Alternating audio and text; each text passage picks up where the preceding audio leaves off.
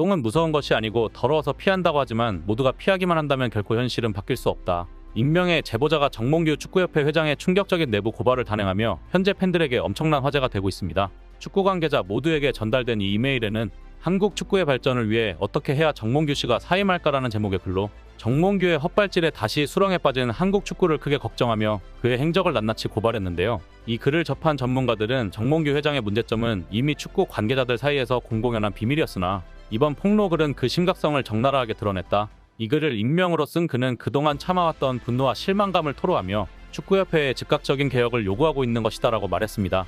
더 놀라운 건 이 폭로글을 접한 이영표의 의미심장한 한마디가 축구 팬들을 깜짝 놀래켰다는 사실이었는데요. 또한 이 글을 접한 팬들은 수백 번 수천 번 들어도 맞는 말이다. 내가 하고 싶은 말을 진짜 속 시원하게 말했다. 축구협회를 놀이터로 일삼는 정몽규를 당장 끄집어내려 구속시켜야 한다. 이번 기회에 정몽규와 홍명보를 영구제명시키고 축협의 부정부패를 반드시 뿌리 뽑아야 한다며 많은 팬들의 공감을 받았습니다.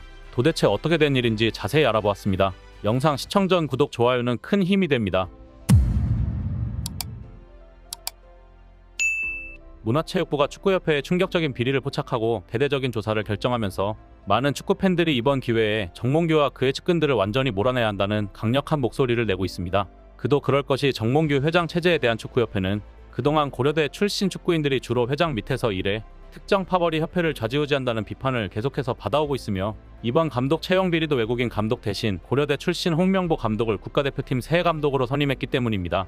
또한 홍명보 감독을 국가대표팀 새 감독으로 만드는 데 결정적 역할을 한 이임생 기술총괄이사도 고려대 출신인데요. 홍명보 감독을 국가대표팀 새 사령탑으로 선임한 절차와 과정의 문제를 제기한 박주호와 이영표, 이동국 등 국가대표 출신들은 고려대 출신이 아니었습니다. 축구협회의 오래된 고려대 파벌론에 대해 한 축구인은 정몽준 회장 시절부터 이어져온 것으로 사실이다. 이들이 득세하고 있다.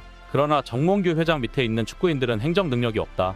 그것이 문제다라고 꼬집었습니다. 또한 한 축구 전문가는 축구협회가 국가대표 감독, 코치의 강제 선임 조항을 이용해 프로 구단의 감독 및 코치를 선임한 것으로 확인됐다며 축구 국가대표팀 감독, 코치 선임 사례에 따르면 2007년 박성화 부산 아이파크 감독을 U23 대표팀 감독으로 선임한 것을 시작으로 이번 홍명보 감독까지 총 18차례나 프로 구단의 현역 감독 및 코치를 일방 선임 및 통보했다. 구단들은 특별한 사유가 있다면 응하지 않을 수 있다는 단서 조항이 있음에도 모두 예외 없이 축구협회의 통보를 받아들였다는 게 이해할 수 없는 부분이다. 시즌 중에 사령탑을 빼앗긴 구단 팬들은 박탈감을 가질 수밖에 없다.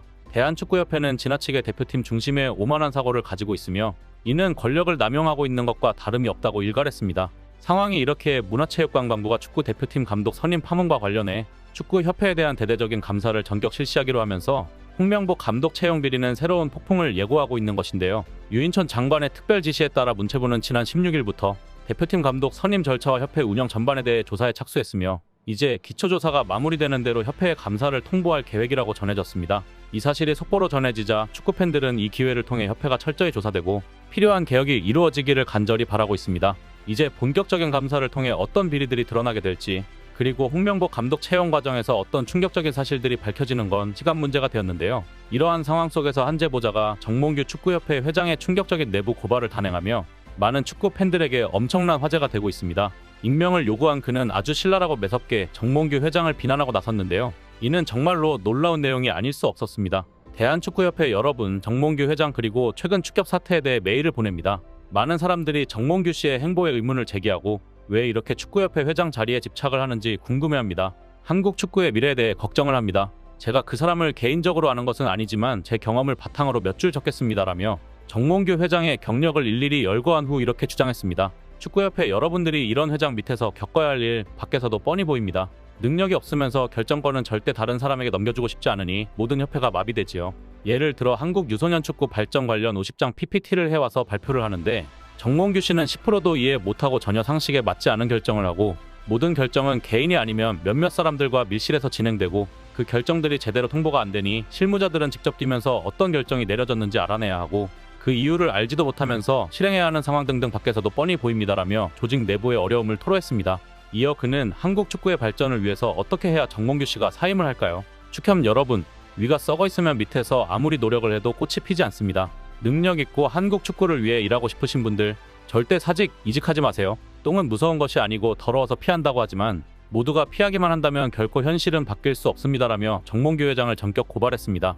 결국 추악한 축구협회의 현실과 무능한 정몽규 회장의 실체가 만천하에 드러난 것인데요. 이를 접한 이영표가 의미심장한 발언으로 축구 팬들을 깜짝 놀래켰습니다. 사실 이 글은 이미 알고 있었다. 저를 비롯해 많은 축구인들이 이 글이 공개되기 전에 들은 이야기였는데 이런 방법으로 이렇게 터질 거라고는 거는 전혀 생각지도 못했다.